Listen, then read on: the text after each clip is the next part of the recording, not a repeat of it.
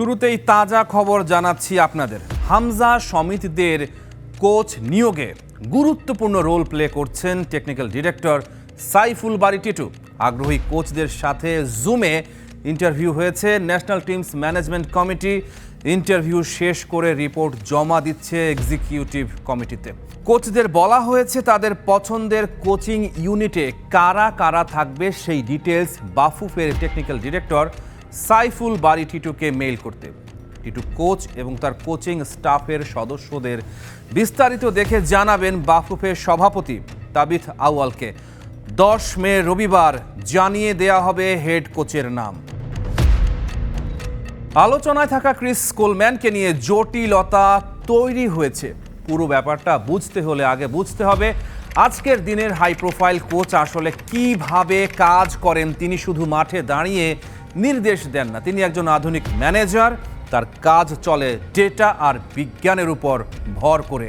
GPS tracking, sports science, মনোবিজ্ঞান, প্রতিপক্ষের video বিশ্লেষণ, আর সবচেয়ে বড় কথা, এই মাপের কোচ কখনো একা আসেন না। তার সঙ্গে আসে technical analyst, fitness trainer, nutritionist, goalkeeper coach. মিডিয়ায় এখন সবচেয়ে বেশি ঘুরছে ক্রিস কোলম্যানের নাম।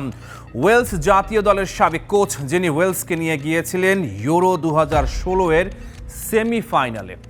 কোলম্যান বাফুফের কাছে মাসিক বেতন চেয়েছেন $26,000 মার্কিন।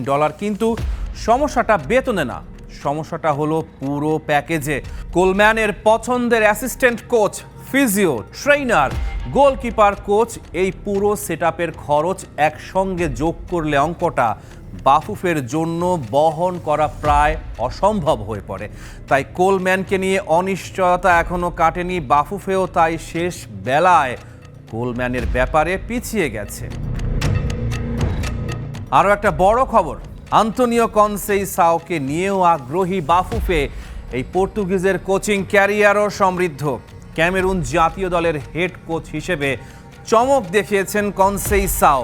2019 থেকে 2022 সাল পর্যন্ত ক্যামেরুনের দায়িত্বে ছিলেন। তার অধীনে লায়নরা মোট 24 ম্যাচ খেলেছে।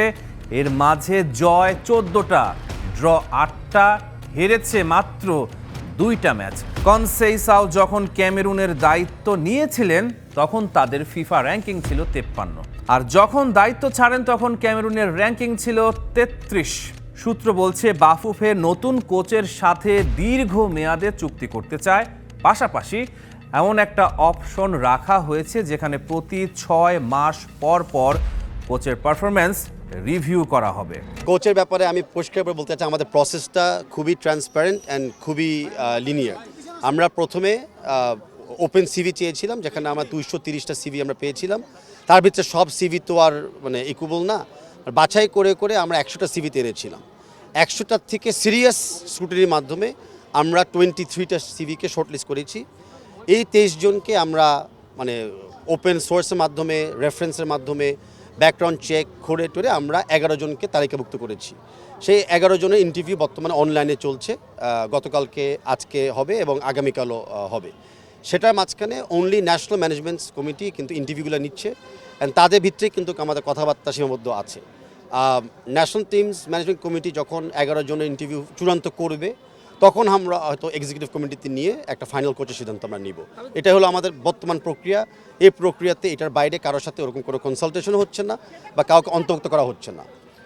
আমাদের টার্গেট হলো যে বাই সানডে আমরা একটা ফাইনালাইজেশনে চলে যাব, অ্যান্ড 15th মের ভিতরে আমরা চাই নেক্সট কন্ট্রাক্ট সাইন করতে। প্রথমে যেসব কোচ, আমি সবাইকে বলতেছি যারা ইন্টারেস্ট শো করছে, আমি নিজে কোচ দেখে বলেছিলাম ইন্টারভিউর সময় যে আমরা প্রাউড অ্যান্ড অনার্ড ফিল করি যে এরকম প্রোফাইলের কোচরা বাংলাদেশের দায়িত্ব নিতে চাচ্ছে এবং ইন্টারভিউর মাধ্যমে তারা আসছেন। তার ভিতরে তো গুড নিউজ হলো যে বাংলাদেশের ব্যাপারে সবাই এক্সাইটেড, আমরাও এক্সাইটেড তাদেরকে নিয়ে। বাট ডিটেলসে আলোচনা যায় কিন্তু ত্রুটিগুলি চলে যায়। সো আমরা বাংলাদেশের বর্তমান আমাদের অবকাঠামোর ব্যাপারে ডিসকাস করছি, তাদের চাহিদাগুলো আমরা শুনছি, যেগুলো আমরা বিবেচনার মাধ্যমে কিন্তু ফাইনাল একটা ডিসিশনে চলে যাব। যত কিছু হোক, বাজেট ইজ আ বাজেট।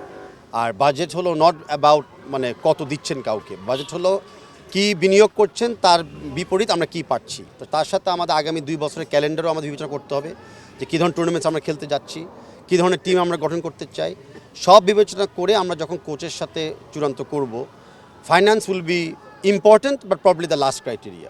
সেখানে যদি আমাদের বাজেটের বাইরে চলে যায়, আমি চেষ্টা করব আমাদের স্পন্সরদের সাথে, আমাদের সরকারের সাথে, ইভেন যদি কোনো ডোন এজেন্সি থাকে ওই দেশে, যেই দেশে কোচটা আসবে, যদি আমি পারি ফাইন্যান্সটাকে অবশ্যই চেষ্টা মোকাবেলা করার জন্য, বাট একদমই না পারি তাহলে আমি মনে করি না যে আমাদের বাজেট একদমই কম ফেডারেশনের যে ভালো কোচ আমরা পাবো না। আমরা ভেরি ওপেন যে আমরা আমাদের হেড কোচ নিয়োগ হওয়ার পরে হেড কোচের সাথে আমরা কিন্তু আমাদের নেক্সট টেকনিক্যাল কোচগুলোকে আমরা ইন্টারভিউ করব, উইচ ইজ গোলকিপিং, ফিটনেস, অফেন্সিভ এবং ডিফেন্সিভ স্ট্র্যাটেজি যারা করতে পারে, ইউথ ডেভেলপমেন্ট, অনেকগুলি আমাদের জায়গা খালি আছে।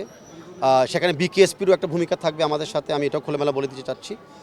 বাট সেই জায়গাতে আমরা ডেফিনেটলি ওপেন, এখানে দেশি বা বিদেশি অনলি লাইসেন্স নন লাইসেন্স সেগুলো বিবেচনা যাচ্ছি না। যারা আমাদের ভিশনের সাথে এবং আমাদের আলটিমেট হেড কোচ এবং টিডির সাথে সমান তালে কাজ করতে ইচ্ছুক হবে তাদের সাথে আমরা চুক্তি করব। এখনও আমরা যে কোচদের সাথে ইন্টারভিউ প্রসেসে আছি 5 জনের সাথে কথা হয়ে গেছে, তারা ভেরি ইন্টারেস্টেড, অপেক্ষা আছে সানডেতে আমরা কি বলি। আর আরও 6 জনের সাথে আমরা আজকে কালকে কথা বলবো। তো সবাই রোববার পর্যন্ত অপেক্ষায় আছে যে ফাইনালি বাফুফের সিদ্ধান্ত কী হয়। বর্তমান বাংলা ফুটবলটা যেভাবে চলছে, ফুটবলের যে মান, ফুটবলের ম্যানেজমেন্টের যে মান, অ্যান্ড ফুটবলের পিছনে বিহাইন্ড দ্য সিনস যেই টেকনোলজি এবং ইকুইপমেন্টে আমরা ব্যয় করেছি, আমরা রেডি যে ওরকম মানে লেভেলের একটা কোচকে এখন হায়ার করার জন্য। সো এই ফ্যামিলিটিতে আমরা প্রস্তুত, এখন অপেক্ষায় আছি যে কে কোচ হয়ে বাকি দায়িত্বটা সে সামলাবে।